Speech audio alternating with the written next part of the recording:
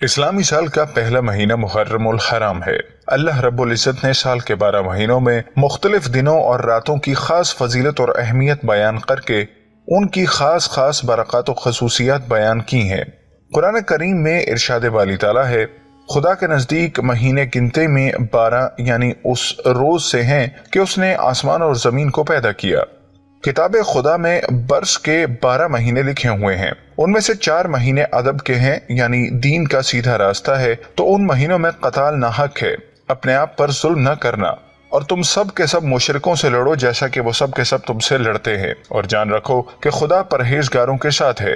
ان خاص مہینوں میں سب سے پہلا عزت والا مہینہ محرم الحرام ہے، جبکہ باقی رجب المرجب، ذوالقعدہ اور ذوالحج ہیں۔ یہ تمام مہینے اللہ تعالیٰ کے ہاں بہت زیادہ قابل احترام ہیں، اسی لیے اسلام سے پہلے بھی دیگر مذاہب میں ان مہینوں کا احترام کرتے ہوئے لڑائی جھگڑے اور جنگ و قتال سے منع فرمایا گیا تھا۔ اسی بنا پر ان مہینوں میں جہاں نیکی اور اجر دوگنا ہے، وہاں بدی کا بدلہ بھی دوگنا ہے۔ محرم الحرام کے تمام دنوں پر اس سب سے زیادہ فضیلت یوم عاشورہ کو حاصل ہے۔ آگے بڑھنے سے پہلے ہمارے چینل کو سبسکرائب کریں اور سچے اسلامی واقعات سے رہیں باخبر۔ ہر سال محرم میں کروڑوں مسلمان، شیعہ بھی اور سنی بھی، امام حسین رضی اللہ تعالیٰ عنہ کی شہادت پر اپنے رنج و غم کا اظہار کرتے ہیں، لیکن افسوس ہے کہ ان غم گساروں میں بہت ہی کم لوگ اس مقصد کی طرف توجہ دیتے ہیں جس کے لیے امام نے نہ صرف اپنی جان عزیز قربان کی بلکہ اپنے کنبے کے بچوں تک کو بھی کٹوا دیا۔ کسی شخص کی مظلومانہ شہادت پر اس کے اہل خاندان کا اور اس خاندان سے محبت و عقیدت یا ہمدردی رکھنے والوں کا اظہار غم کرنا تو ایک فطری بات ہے۔ ایسا رنج و غم دنیا کے ہر خاندان اور اس سے تعلق رکھنے والے کی طرف سے ظاہر ہوتا ہے۔ اس کی کوئی اخلاقی قدر و قیمت اس سے زیادہ نہیں کہ یہ اس شخص کی ذات کے ساتھ اس کے رشتہ داروں کی اور خاندان کے ہمدردوں کی محبت کا ایک فطری نتیجہ ہے۔ لیکن سوال یہ ہے کہ امام حسین رضی اللہ تعالیٰ عنہ کی وہ کیا خصوصیت ہے جس کی وجہ سے اتنی صدیاں گزر جانے پر بھی ہر سال ان کا غم تازہ ہوتا رہتا ہے؟ اگر یہ شہادت کسی مقصد عظیم کے لیے نہ تھی تو محض ذاتی محبت و تعلق کی بنا پر صدیوں اس کا غم جاری رہنے کا کوئی معنی نہیں۔ لہٰذا اگر ہم اس مقصد کے لیے کچھ نہ کریں بلکہ اس کے خلاف کام کرتے رہیں تو محض ان کی ذات کے لیے گریہ وزاری کر کے اور ان کے قاتلوں پر لعن کر کے قیامت کے روز نہ تو ہم امام ہی کی کسی داد کی امید رکھ سکتے ہیں اور نہ یہ توقع کر سکتے ہیں کہ خدا اس کی کوئی قدر کرے گا۔ اب دیکھنا چاہیے کہ وہ مقصد کیا تھا۔ کیا امام تخت و تاج کے لیے اپنی ذاتی استحقاق کا دعویٰ رکھتے تھے اور اس کے لیے انہوں نے سر دھڑ کی بازی لگائی؟ کوئی شخص بھی جو حضرت امام حسین رضی اللہ تعالیٰ عنہ کے گھرانے کا بلند اخلاق سیرت کو جانتا ہے، یہ بدگمانی نہیں کر سکتا کہ یہ لوگ اپنی ذات کے لیے اقتدار حاصل کرنے کی خاطر مسلمانوں میں خون ریزی کر سکتے تھے۔ اگر تھوڑی دیر کے لیے ان لوگوں کا نظریہ ہی مان لیا جائے جن کی رائے یہ تھی کہ یہ خاندان حکومت پر اپنی ذاتی استحقاق کا دعویٰ رکھتا تھا، تب بھی حضرت ابو بکر صدیق رضی اللہ تعالیٰ عنہ سے لے کر امیر معاویہ رضی اللہ تعالیٰ عنہ تک 50 برس تک پوری تاریخ اس بات پر گواہ ہے کہ حکومت حاصل کرنے کے لیے لڑنا اور کشت و خون کرنا ہرگز ان کا مسلک نہ تھا۔ اس لیے لا محالہ یہ ماننا ہی پڑے گا کہ امام عالی مقام کی نگاہیں اس وقت مسلم معاشرے اور اسلامی ریاست کی روح اور اس کے مزاج اور اس کے نظام پر کسی بڑے تغیر کے آثار دیکھ رہی تھیں، جسے روکنے کی جد و جہد کرنا ان کے نزدیک ضروری تھا۔ حتیٰ کہ اس راہ میں لڑنے کی نوبت بھی آ جائے تو وہ اسے نہ صرف جائز بلکہ فرض سمجھتے تھے۔ اس چیز کو ٹھیک ٹھاک سمجھنے کے لیے ہمیں دیکھنا چاہیے کہ رسول اللہ صلی اللہ علیہ وسلم اور خلفائے راشدین کی سربراہی میں ریاست کا جو نظام 40 سال تک چلتا رہا تھا، اس کے دستور کی بنیادی خصوصیات کیا تھیں، اور یزید کی ولی عہدی سے مسلمانوں میں جس دوسرے نظام ریاست کا آغاز ہوا تھا اس کے اندر کیا خصوصیات دولت بنی امیہ اور بنی عباس اور بعد کے بادشاہوں میں ظاہر ہوئیں۔ اس تقابل سے ہم یہ جان سکتے ہیں کہ یہ گاڑی پہلے کس لائن پر چل رہی تھی اور نقطۂ احراف پر پہنچ کر آگے کس لائن پر چل پڑی۔ اسلامی ریاست کی خصوصیات۔ اسلامی ریاست کی خصوصیت یہ تھی کہ اس میں صرف زبان سے ہی نہیں بلکہ سچے دل سے یہ مانا جاتا تھا اور عملی رویہ سے اس عقیدے و یقین کا پورا ثبوت بھی دیا جاتا تھا کہ ملک خدا کا ہے، باشندے خدا کی رعیت ہیں اور حکومت اس رعیت کے معاملے میں خدا کے سامنے جواب دہ ہے۔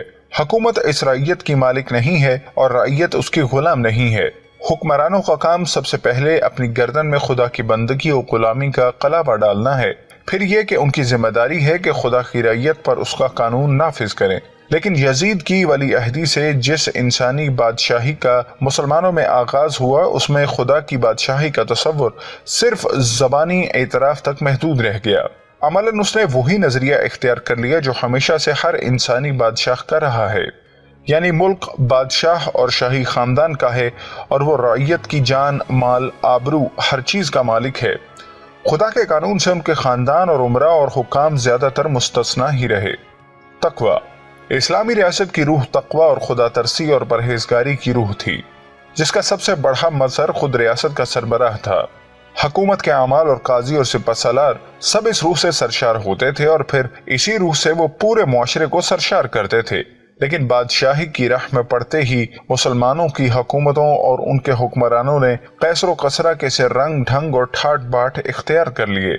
عدل کی جگہ ظلم و جبر کا غلبہ ہوتا چلا گیا۔ حلال و حرام کی تمیز سے مسلمانوں کی سیرت و کردار خالی ہوتی چلی گئی۔ سیاست کا رشتہ اخلاق سے ٹوٹتا چلا گیا۔ خدا سے خود کو ڈرنے کی بجائے حاکم لوگ بندگان خدا کو اپنے آپ سے ڈرانے لگے اور لوگوں کے ایمان و ضمیر بیدار کرنے کی بجائے ان کو اپنی بخششوں کے لالچ سے خریدنے لگے۔ مشاورت دوسرا اہم اصول۔ دوسرا اہم ترین قاعدہ اس دستور کا یہ تھا کہ حکومت مشورے سے کی جائے اور مشورہ ان لوگوں سے کیا جائے جن کے علم، تقوی اور اصابت رائے پر عام لوگوں کو اعتماد ہو۔ خلفائے راشدین کے عہد سے جو لوگ شورا کے رکن بنائے گئے، اگرچہ ان کو انتخاب عام کے ذریعے منتخب نہیں کرایا گیا تھا، جدید زمانے کے تصور کے لحاظ سے وہ نامزد کردہ لوگ ہی تھے، لیکن خلفاء نے یہ دیکھ کر ان کو مشیر نہیں بنایا تھا کہ یہ ہمارے ہاں ملانے اور ہمارے مفاد کی خدمت کے لیے ہمارے مفاد کی خدمت کے لیے موزوں ترین لوگ ہیں، بلکہ انہوں نے پورے خلوص اور بے غرضی کے ساتھ قوم کے بہترین عناصر کو چنا تھا، جن سے وہ حق گوئی کے سوا کسی چیز کی توقع نہ رکھتے تھے، جن سے یہ امید تھی کہ وہ ہر معاملے پر اپنے علم و ضمیر کے مطابق بالکل صحیح ایماندارانہ رائے دیں گے، جن سے کوئی شخص بھی یہ اندیشہ نہ رکھتا تھا کہ وہ حکومت کو کسی غلط راہ پر جانے دیں گے۔ اگر اس وقت ملک میں آج کل کے طریق کے مطابق انتخابات بھی ہوتے تو عام مسلمان انہی لوگوں کو اپنے اعتماد کا مستحق قرار دیتے، لیکن شاہی دور کا آغاز ہوتے ہی شورا کا یہ طریقہ بدل گیا۔ اب بادشاہ استبداد کے ساتھ حکومت کرنے لگے۔ اب شہزادے اور خوشامدی اہل دربار، صوبوں کے گورنر اور فوجوں کے سپہ سالار ان کی کونسل کے ممبر تھے۔ اب وہ لوگ ان کے مشیر تھے جن کے معاملے میں اگر قوم کی رائے لی جاتی تو اعتماد کے 1 ووٹ کے مقابلے میں لعنت کے 1000 ووٹ آتے۔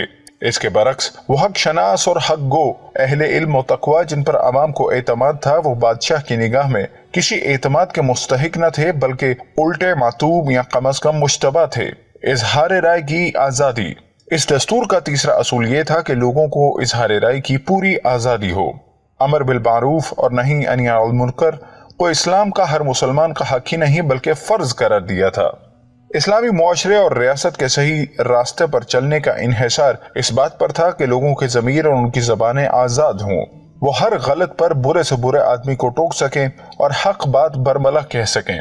خلافت راشدہ میں صرف یہی نہیں کہ لوگوں کا یہ حق پوری طرح محفوظ تھا، بلکہ خلفائے راشدین اسے ان کا فرض سمجھتے اور اس فرض کے ادا کرنے میں ان کی ہمت افزائی کرتے۔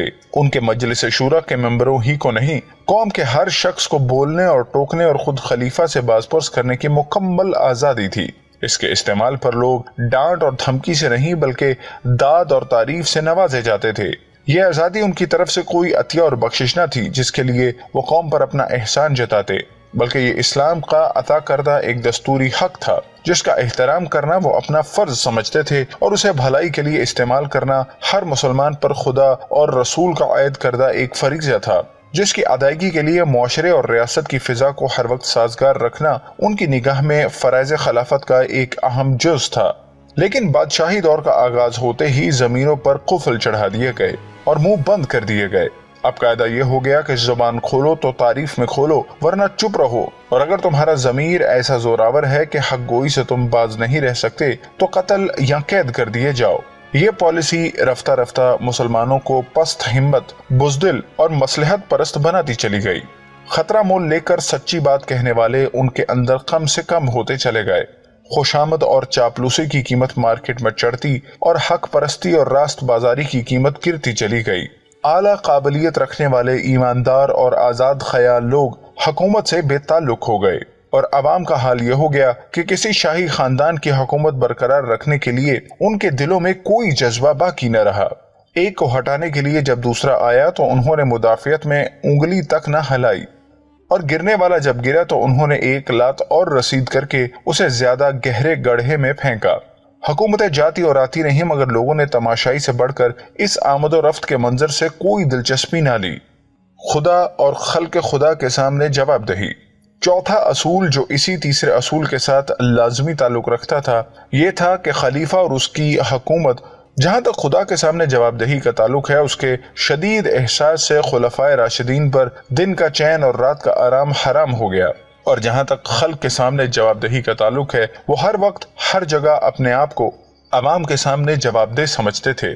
ان کی حکومت کا یہ اصول نہ تھا کہ صرف مجلس شورا یعنی پارلیمنٹ میں نوٹس دے کر یہیں ان سے سوال کیا جا سکتا تھا۔ ہر روز 5 مرتبہ نماز کی جماعت میں اپنے عوام کا سامنا کرتے تھے۔ وہ ہر ہفتے جمعے کی جماعت میں عوام کے سامنے اپنی کہتے اور ان کی سنتے۔ وہ شب و روز بازاروں میں کسی باڈی گارڈ کے بغیر، کسی ہٹو بچوں کی آواز کے بغیر عوام کے درمیان چلتے پھرتے تھے۔ ان کے گورنمنٹ ہاؤس یعنی ان کے کچے مکان کا دروازہ ہر شخص کے لیے کھلا تھا اور ہر ایک ان سے مل سکتا تھا۔ ان سب مواقع پر ہر شخص ان سے سوال کر سکتا تھا اور جواب طلب کر سکتا تھا۔ یہ محدود جواب دہی نہ تھی، بلکہ کھلی اور ہمہ وقت جواب دہی تھی۔ یہ نمائندوں کے واسطے سے نہ تھی، بلکہ پوری قوم کے سامنے براہ راست تھی۔ وہ عوام کی مرضی سے برسر اقتدار آئے تھے، اور عوام کی مرضی انہیں ہٹا کر دوسرے خلیفہ پر ہر وقت لا سکتی تھی۔ اس لیے نہ تو انہیں عوام کا سامنا کرنے میں کوئی خطرہ تھا اور نہ سے ان سے بچنے سے کبھی کوئی فکر۔ لیکن بادشاہی دور کے آتے ہی جواب دہ حکومت کا تصور ختم ہو گیا۔ خدا کے سامنے جواب دہی کا خیال چاہے زبانوں پر رہ گیا ہو، مگر عمل میں اس کے آثار کم ہی نظر آتے تھے۔ رہی خلق کے سامنے جواب دہی، تو کون مائی کا لال تھا جو ان سے جواب طلب کر سکتا تھا؟ وہ اپنی قوم کے فاتح تھے۔ مفتوحوں کے سامنے کون فاتح جواب دہ ہوتا ہے؟ طاقت سے برسر اقتدار آئے تھے، اور ان کا نعرہ یہ تھا، جس میں طاقت ہو وہ ہم سے اقتدار چھین لے۔ ایسے لوگ عوام کا سامنا کب کیا کرتے تھے، اور عوام ان کے قریب کہاں بھٹک سکتے تھے؟ وہ نماز بھی پڑھتے تھے تو نتو خیرے کے ساتھ نہیں، بلکہ اپنی محفوظ مسجدوں میں یا باہر اپنے قابل اعتماد محافظوں کے جھرمٹ میں۔ ان کی سواریاں نکلتی تھیں تو آگے اور پیچھے مسلح دستے ہوتے تھے اور راستے صاف کر دیے جاتے تھے۔ عوام کی اور ان کی مٹ بھیڑ کسی جگہ ہوتی ہی نہ تھی۔ کوئی شخص اس تاریخی حقیقت کا انکار نہیں کر سکتا کہ یزید کی ولی عہدی ان تغیرات کا نقطۂ آغاز تھی، اور اس بات سے بھی انکار ممکن نہیں ہے کہ اس نقطے سے چل کر تھوڑی مدت کے اندر ہی بادشاہی نظام میں وہ سب خرابیاں نمایاں ہو گئیں جو اوپر بیان کی گئی ہیں۔ جس وقت یہ انقلابی قدم اٹھایا گیا تھا، اس وقت یہ خرابیاں اگرچہ بتمام و کمال سامنے نہ آئی تھیں، مگر ہر صاحب بصیرت آدمی جان سکتا تھا کہ اس اقدام کے لازمی نتائج یہی کچھ ہیں، اور اسے ان اصلاحات پر پانی پھر جانے والا ہے جو اسلام نے سیاست و ریاست کے نظام میں کی ہیں۔